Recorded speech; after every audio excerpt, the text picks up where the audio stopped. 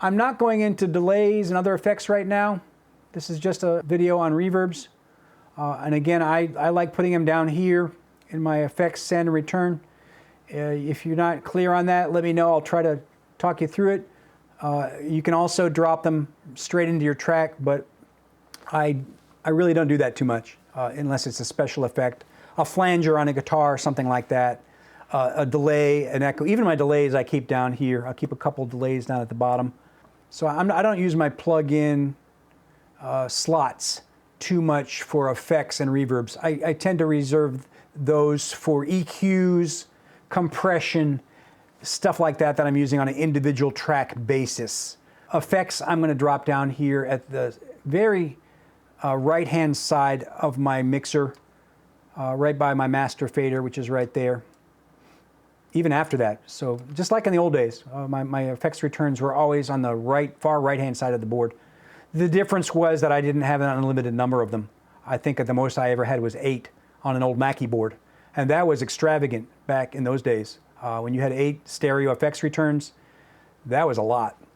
But here you can have as many different effects returns as you have plugins.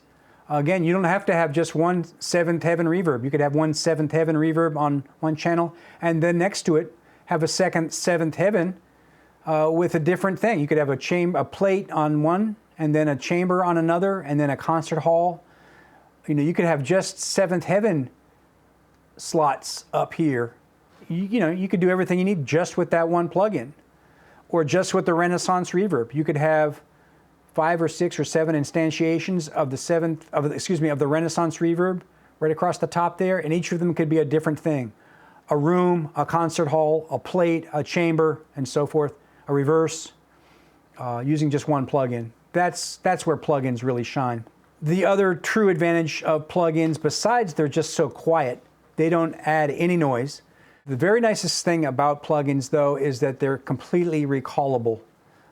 If you went in and had a reverb dialed in just for your singer, and you had spent the time to find just the right plate or hall or chamber, you might spend a long time, hopefully not hours, but you might spend a long time finding just the right sound for that singer. Or if you were working on a more complicated reverb like the H-verb, you can save that. You might spend a significant amount of time dialing that in. It's at 0. It's looking good.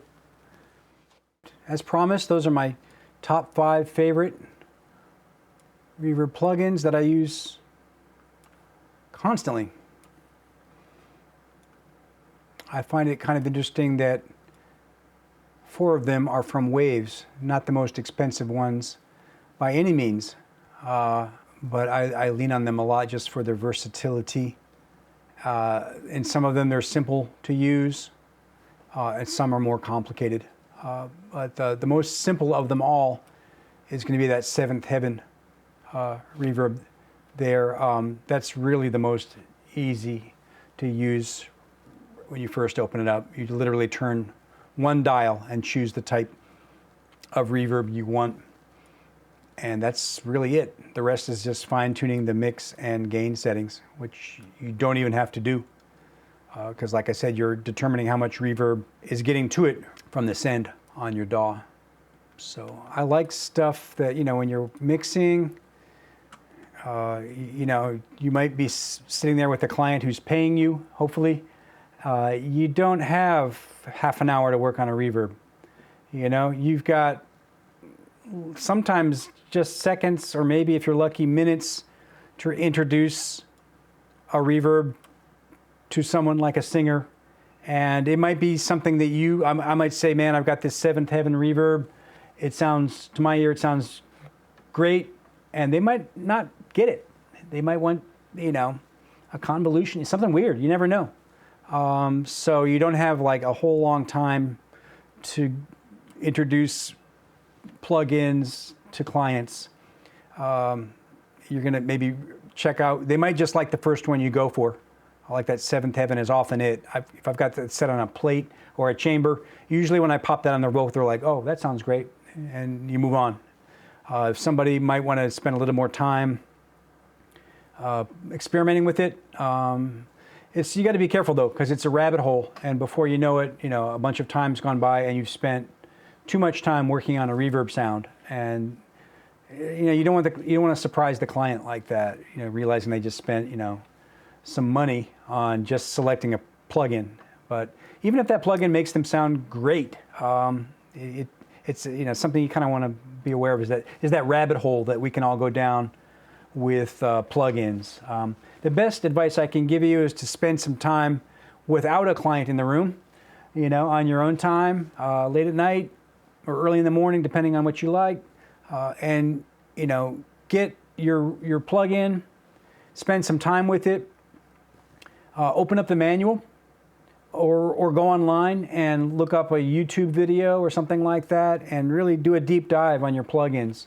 I know so many guys that just get them all, and they get all the bundles, and they've got, I've discussed this before, but they've got hundreds and hundreds of plugins without really even having a firm understanding of them. I find, with me at least, it's preferable to find, the one plugin, like I just bought that Black Hole. I spent some time with it. It's not a complicated plugin, but I spent some time really getting to know the Black Hole. I read the whole manual. It's not very long, but I took half an hour to read the manual and played with the different user presets.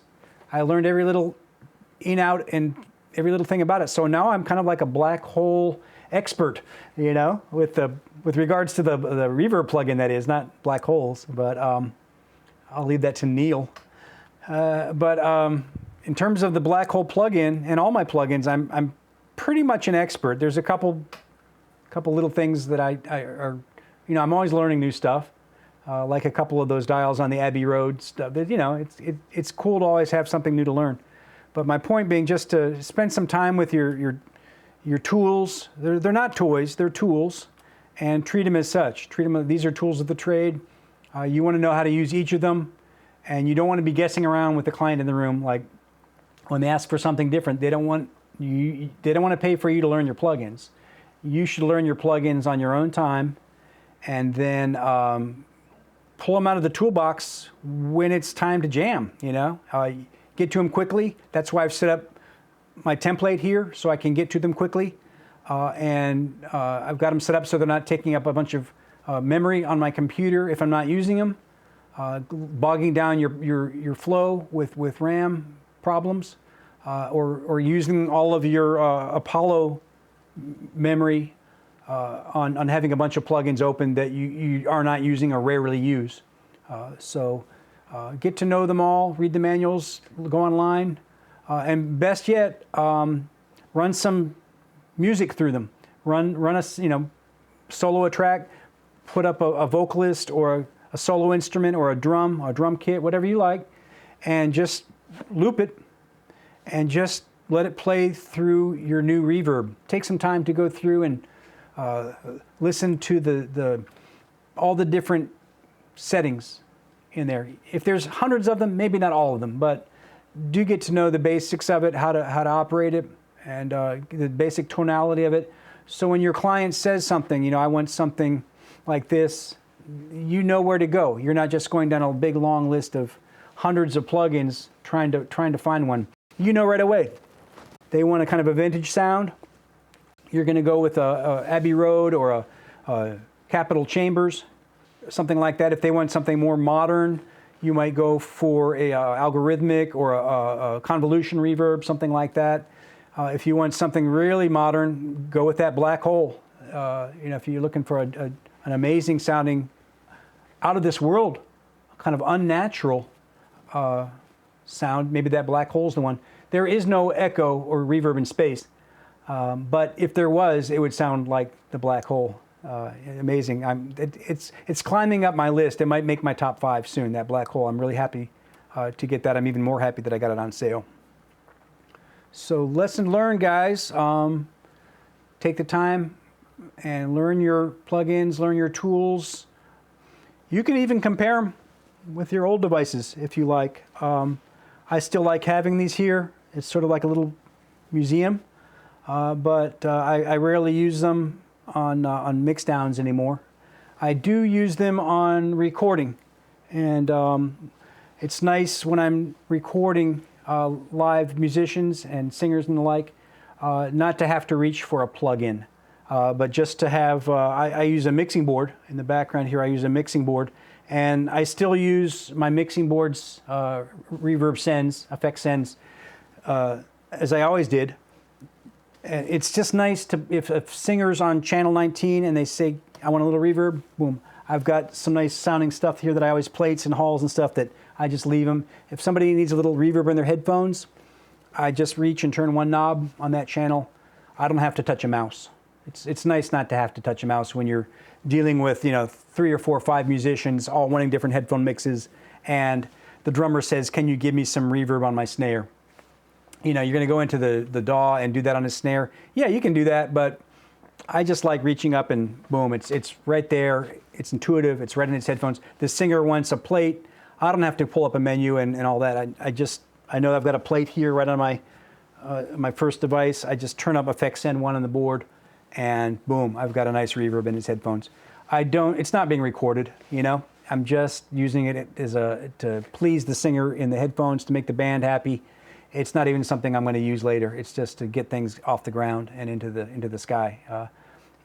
When you're tracking, it's especially multiple players. It's pressure. You know, you got to move quickly, and I prefer not having to deal with a whole bunch of different plugins and stuff. If you got them set up properly on your template, you can do it. You know, you can have, like I have here, you can quickly pull up a reverb on a vocalist, and but the tricky part is when you have to route that back into their headphones, and that's where things get a little tricky, is when you're routing, not so much pulling up the reverb, but how you're going to get that to one set of headphones and not the others. Can be tricky in a DAW. The mixing board is the tool for that, and we'll go more into that at another time. The mixing in the box and mixing outside of the box. That's a big heated debate. I'm not going to go into that right now, but I did want to point out that I still use some of my outboard gear effects for tracking. All right, so that's about it for today, guys. I appreciate, as always, your kind attention and consideration and hanging in there with me on these long videos. But I hope it was useful to getting yourself set up with some great sounding reverbs in the box, and maybe having a couple outboard like that for tracking live. So, aloha.